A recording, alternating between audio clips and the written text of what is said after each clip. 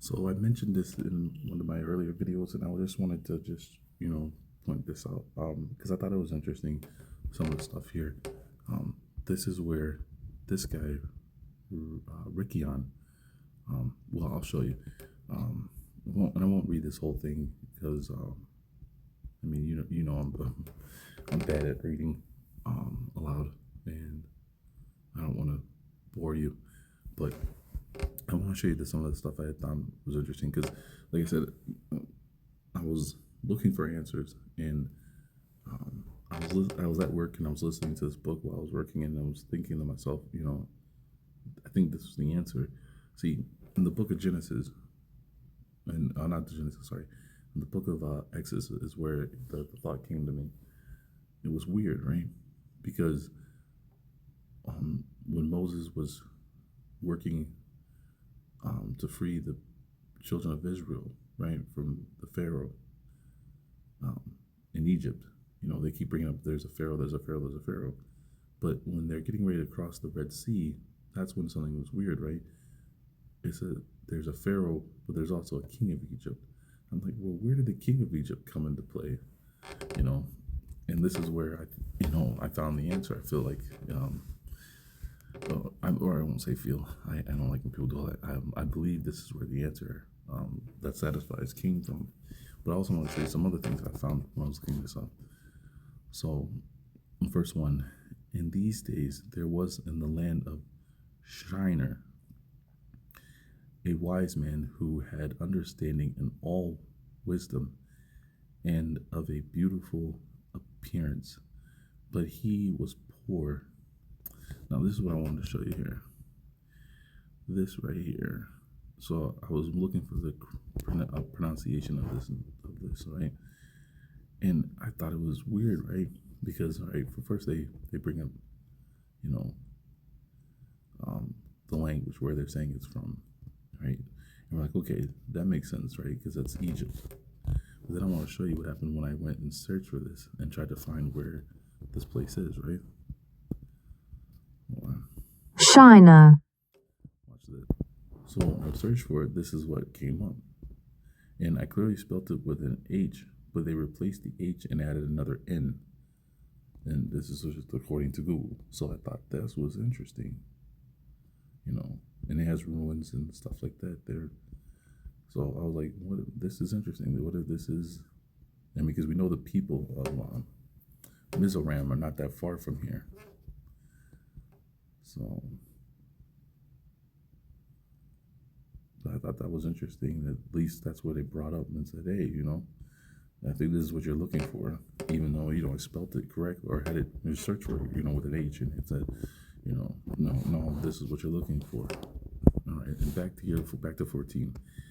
All right, so when I was looking up the pronunciation of his name, Rikayon, I thought this was interesting as well, right? Because it's saying it's Hindu.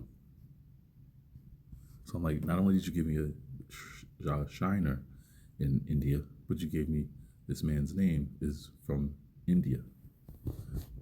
Rikayon, Right? So I thought, ooh, wow, we're on to something. But I wanted to get down here because basically this is talking about him coming to Egypt and not finding favor, or not. Sorry, not he couldn't speak to the king because the king was abroad for a year.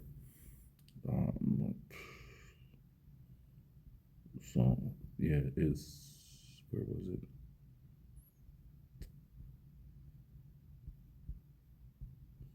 It was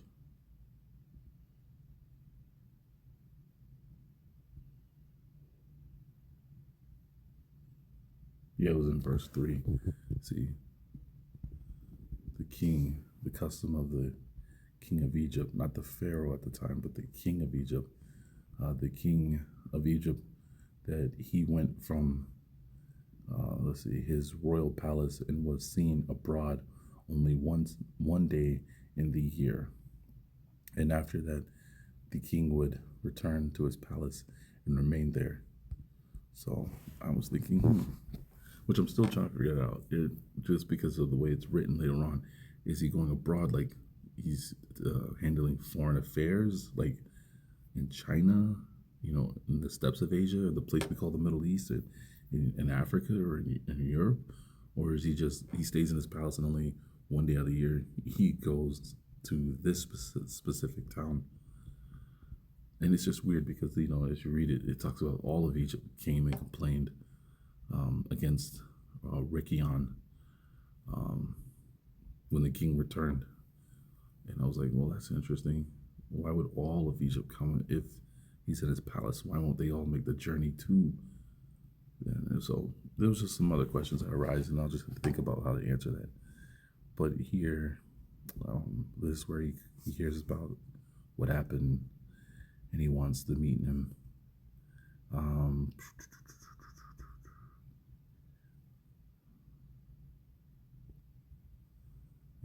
where it is, not here.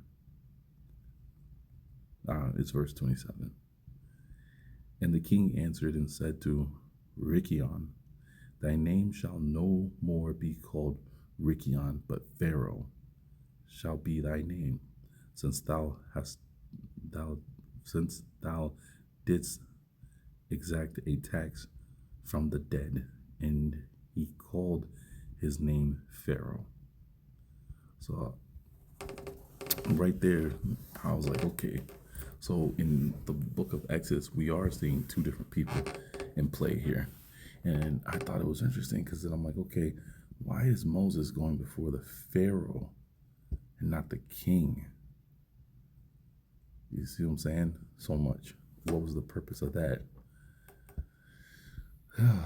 So in 33, no, you don't read 33 yet. 31. And I don't have Google read it because I just don't want to mess up. I don't want to mess up. Second Egyptian dynasty begins, and Rikayon Pharaoh cunningly usurped the government of Egypt, and he exacted a tax from all the inhabitants of Egypt. And all the inhabitants of Egypt greatly loved Rikayon Pharaoh, and they made a decree to call every king that should reign over them and their seed in Egypt, Pharaoh. Therefore all the kings that reigned in Egypt from that time forward were called Pharaoh unto this day. So, like I said, it's nothing to a lot of people. I just thought it was interesting. Does it change anything? I don't know, but I just wanted to share it.